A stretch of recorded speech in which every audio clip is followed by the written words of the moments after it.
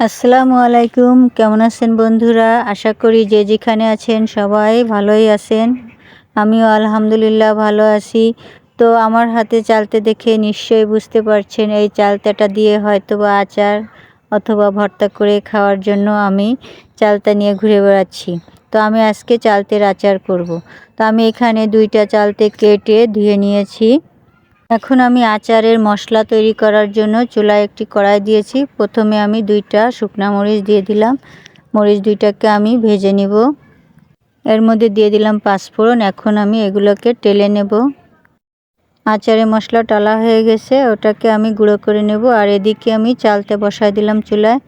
এটাকে এখন সিদ্ধ করে নেব।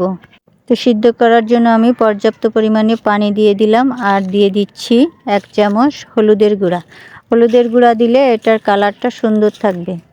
চালটা সিদ্ধ হয়ে গেছে, এখন এটাকে নামিয়ে পানি ঝরিয়ে আমি পাটা পুতোয় ছেঁচে নেব। চালতের পানি ঝরিয়ে নিয়েছি আর এখানে আমি নিয়েছি একটি চিনির প্যাকেট। আমি এই প্যাকেটের মধ্যে ঢুকিয়ে পুতো দিয়ে ছেঁচে নেব, তাহলে এটা ছিটে বাইরে যাবে না এবং গায়েও লাগবে না। তো আমি এখন এভাবে চালতাগুলোকে থেতলে করে নিচ্ছি। চালতা রেডি। এবার আচার তৈরি করার জন্য চুলায় একটা পাতিল বসিয়ে দিলাম। পাতিল গরম হয়ে গেছে, এবার সামান্য সরিষার তেল দিয়ে নিলাম। এখন দিয়ে দিলাম 2টা শুকনা মরিচ। এবার এর মধ্যে চালতাগুলো ঢেলে দিলাম। তেলের সঙ্গে চালতাগুলোকে একটু নাড়িয়ে নিচ্ছি। এবার দিয়ে দিচ্ছি সরিষা বাটা আর রসুন বাটা। মশলার সাথে আবারও নেড়ে নিচ্ছি ভালো করে। এখন দিয়ে দিলাম 1 চামচ লঙ্কার গুঁড়া আর এবার দিয়ে দিচ্ছি তালের গুড়। গুড়টা দেখতে একটু কালো, কারণ হচ্ছে এটা গত বছরের পুরানো গুড়, কিন্তু খেতে মন্দ না, এটা যথেষ্ট সুস্বাদু আছে গুড়টা।